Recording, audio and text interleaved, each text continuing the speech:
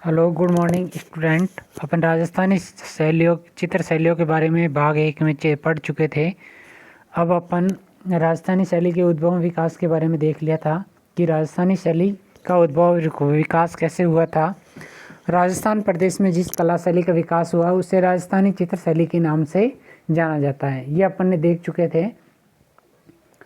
अब बहुत सारे विद्वानों ने इस पे राजस्थानी शैली पे अध्ययन किया था। अध्ययन करने के बाद अपने शोध पत्र उन्होंने प्रकाशित किए थे और शोध पत्र में अपने अलग अलग व्यू दिए थे। व्यू के अकॉर्डिंग उनको धीरे धीरे इसका राजस्थानी नाम आगे निश्चित किया गया था। और अपन उसमें देखा था पहले वीडियो में कि जो राजस्थानी शैली है उसकी जो शुरुआत हुई थी वो किससे हुई थी, पाल अपभ्रंश और जैन शैली से। पाल अपभ्रंश और जैन शैली से। पाल शैली थी बिहार की, ये अपन ने पहले देखा था उसमें 11th क्लास में। और अपभ्रंश और जैन शैली है गुजरात शैली। ठीक है, गुजरात के पड़ोसी जो अपना मेवाड़ क्षेत्र आता है, तो मेवाड़ में सर्वप्रथम राजस्थानी शैली विकसित हुई थी। अब आगे अपन देखते हैं उद्भव विकास में। तो राजस्थानी शैली का जो अच्छा समय माना जाता है वो माना जाता है 17वीं से 19वीं शताब्दी। ठीक है, ये अच्छा समय माना जाता है जिसमें कला का विकास हुआ था। अब एक कला विद्वान हुए थे, उनका नाम है डॉक्टर आनंद कंटेश कुमार स्वामी, और उन्होंने पुस्तक लिखी थी राजपूत पेंटिंग 1916 ईस्वी में। ठीक है, उसमें डॉक्टर स्वामी ने अर्वाचीन भारतीय चित्रकला का वर्णन किया है। जो पुरानी भारतीय चित्रकला है उसका वर्णन किया है और उसके दो प्रमुख वर्ग माने हैं भारतीय चित्रकला के। नंबर 1 राजपूत शैली और नंबर 2 मुगल शैली। ठीक है, अब यहाँ पे राजपूत शैली के भी मुख्य रूप से दो भाग है। राजपूत शैली के मुख्य दो भाग है, एक तो है पहाड़ी शैली और दूसरा है राजस्थानी शैली। अब राजपूताना जो क्षेत्र है, राजपूताना की सीमाओं का विस्तार गुजरात से बुंदेलखंड तक और दूसरी ओर हिमालय की तलहटी पहाड़ी रियासतों से मालवा के क्षेत्रों तक था। ठीक है, इस क्षेत्रीय प्रदेश को राजपूत शैली के नाम से जाना गया।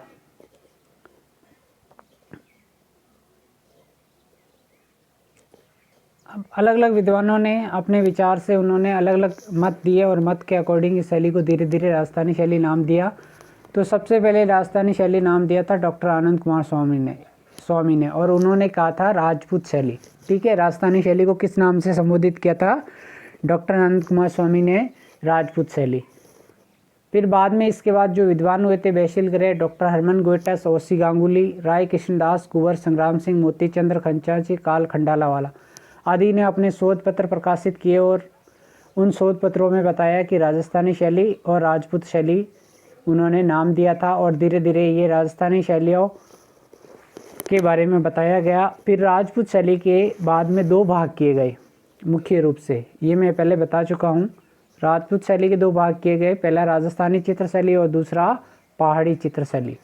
ठीक है, देखो राजपूत पेंटिंग पुस्तक लिखी थी डॉक्टर आनंद कुमार स्वामी ने 1916 ईस्वी में। उसमें भारत की अर्वाचीन चित्रकला का वर्णन किया गया।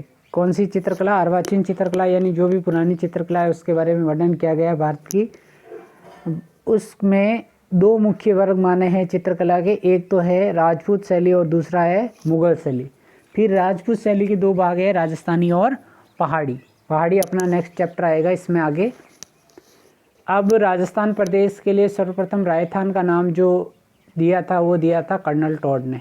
ठीक है, कर्नल टॉड ने दिया था और इसका उल्लेख मिलता है हमें annuls and antiquities of Rajasthan. ये पुस्तक का नाम है, ये पुस्तक लिखी थी कर्नल टॉड ने और ये पुस्तक इन्होंने लिखी थी 1829 ईस्वी में और इसमें राजस्थान सर्वप्रथम नाम दिया था कर्नल टॉड ने। ठीक है, राजस्थान को सर्वप्रथम राजस्थान नाम या राजस्थान नाम किसने दिया था? कर्नल टॉड ने। राजस्थान प्रदेश यानी राजपूताना के नाम से फेमस था पहले। राजस्थानी चित्रकला यानी राजस्थान प्रदेश में जिस चित्रकला का विकास हुआ उसे राजस्थानी चित्रकला के नाम से जाना जाता है। अब इसके उद्भव विकास के बारे में देखते हैं। तो इसका जो पुराना समय माना जाता है 7वीं से लेकर 12वीं शताब्दी राजस्थानी इतिहास के लिए महत्वपूर्ण समय रहा है। ठीक है, ये समय जो था साहित्य और कला के उत्थान का रहा। ठीक, किसका? साहित्य और कला के उत्थान का समय रहा था। और जो प्राचीनतम प्रमाण मिलते हैं राजस्थानी चित्र शैली के, उनमें ताड़पत्री ग्रंथ है जो श्रावण प्रतिक्रमण चूर्णी 1260 ईस्वी का है, जो आड़ उदयपुर से प्राप्त हुआ है। पहला यहाँ पे अवशेष अपन को मिला है श्रावण प्रतिक्रमण चूर्णी ग्रंथ 1260 ईस्वी का, ठीक है, ये मिला है अहाड़ उदयपुर से। दूसरा जो यहाँ पे मिला है देलवाड़ा से प्राप्त सुपासनाचर्यम 1422 से 1423 नामक सचित्र ग्रंथ, राजस्थानी चित्रकला की आरंभिक अवस्था को जिन पर जैन और गुजरात शैली का प्रभाव है। यानी ये 2 ग्रंथ है जो राजस्थानी शैली की आरंभिक अवस्था को दर्शाते हैं और इन ग्रंथों पर जैन और गुजरात शैली का प्रभाव दिखाई देता है।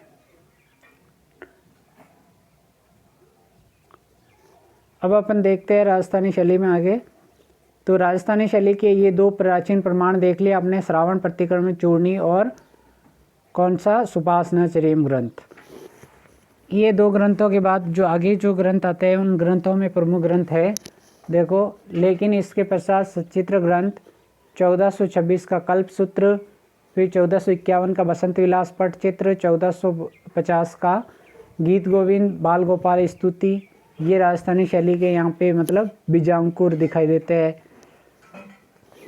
17वीं से 15वीं शताब्दी तक राजस्थान में जैन और अजैन ग्रंथों को आधार बनाकर लघु चित्रों का निर्माण किया गया, ठीक है, उनका निर्माण या चित्र बनते रहे।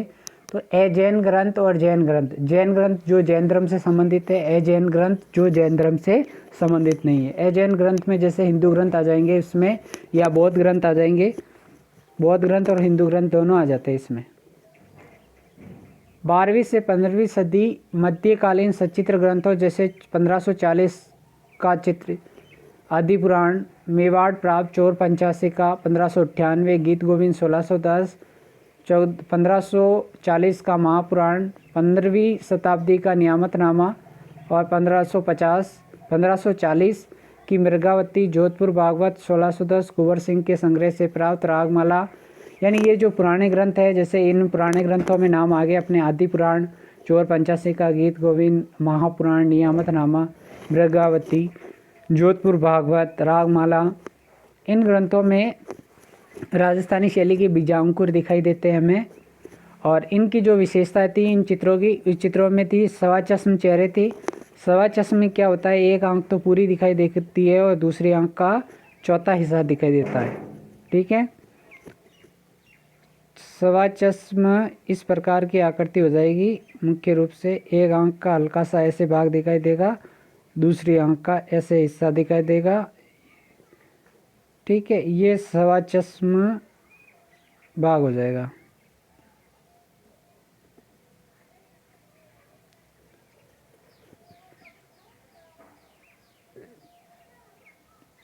ठीक है, ये सवा चश्म का भाग हो जाएगा, इतना सा हिस्सा दिखेगा दूसरी आंख का, और ये एक आंख पूरी दिखेगी, यानी सवा चश्म।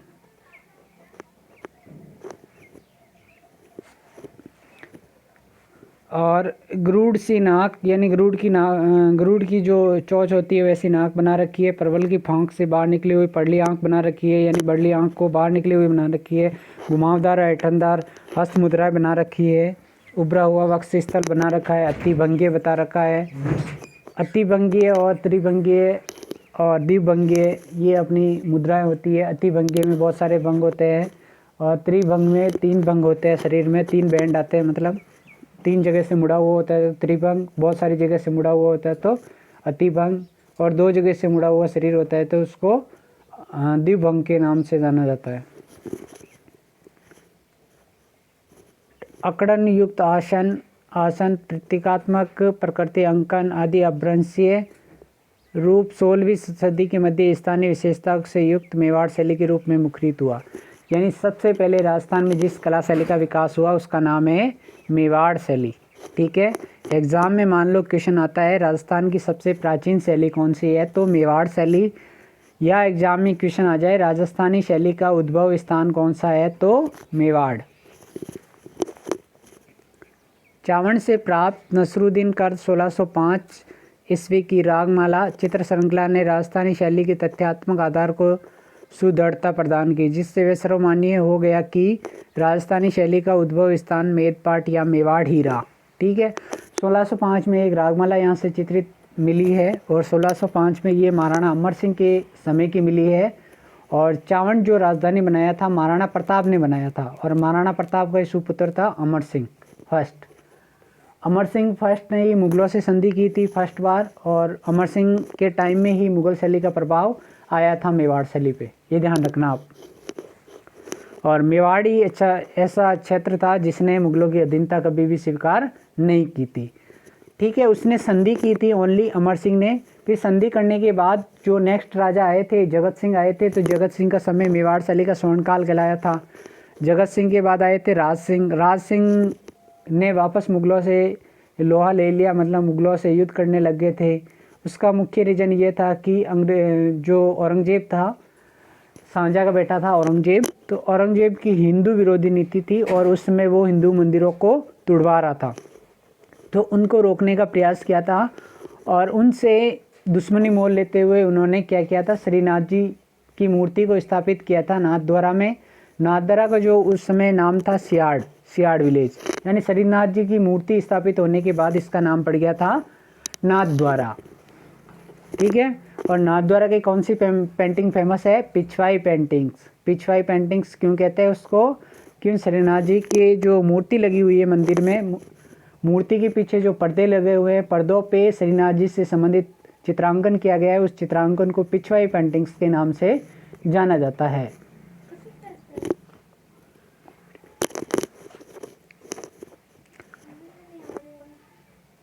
आगे देखते हैं अपन। अब आ जाता है 16वीं शताब्दी का समय भाई। 16वीं सदी के पूर्वार्ध में गुजरात शैली से प्रभावित जिस समृद्धशाली मेवाड़ शैली प्रारंभिक राजस्थानी शैली के उद्देश्य से भारतीय चित्रकला नवचेतना संचारित हुई, वह अभ्रंश शैली मध्यकालीन भक्ति आंदोलन और रीतिकालीन साहित्य का नवीन संस्करण था। यानी यहाँ पे गुजरात शैली से संबंधित चित्र बनाए गए थे और आरंभिक मेवाड़ शैली में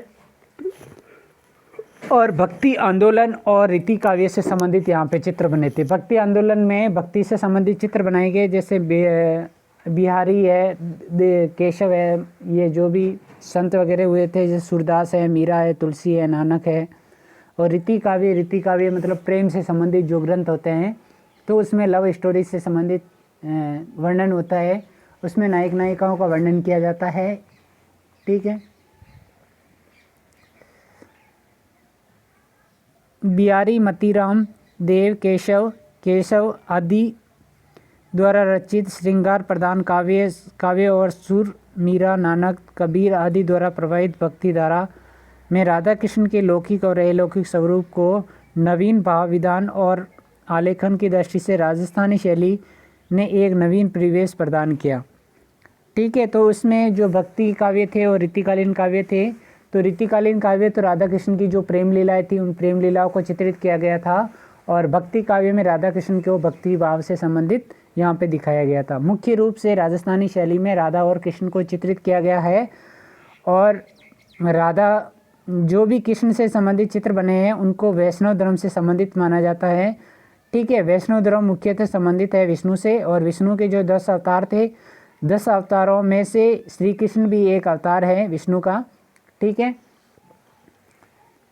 विष्णु के जो 10 अवतार है, 10 अवतारों में अपन नाम देखते हैं तो सबसे पहले आता है मत्स्य, फिर कुरुम और वराह, नरसिंह।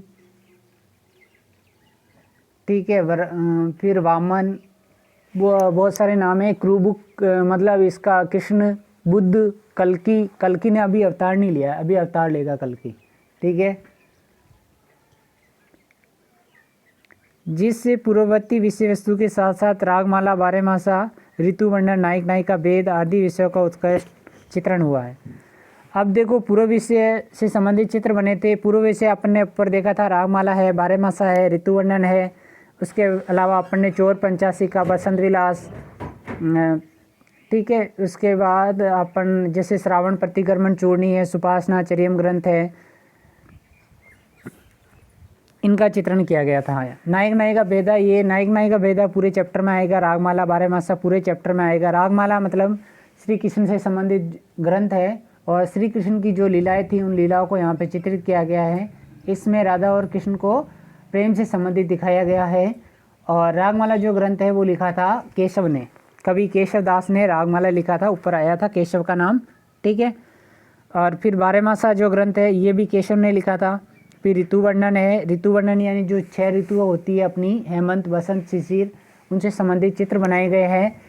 ऋतु वर्णन में क्या है, नायक और नायिका को संयोग की अवस्था में दिखाया गया है, यानी मिलते हुए दिखाया गया है। और ये है नायक भी रहे, नायक जो बारहमासा, तो बारहमासा में क्या है, वियोग की अवस्था में दिखा रखा है नायक नायिका को, वियोग की अवस्था में नायक नायिका को दिखा रखा है। ऋतु वर्णन बता दिया आपको मैंने, नायक नायिका भेद, जो हीरो हीरोइन से संबंधित चित्र बने हुए हैं इसमें।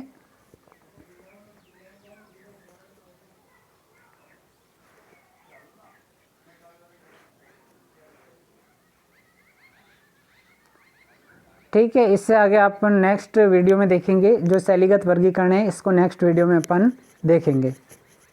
ठीक है, आज का क्लास यहीं समाप्त होती है आपकी। और इसको ढंग से पढ़ना, आप एक बार ढंग से देखोगे, वीडियो को बार बार देखते रहोगे तो आपको समझ में आ जाएगा।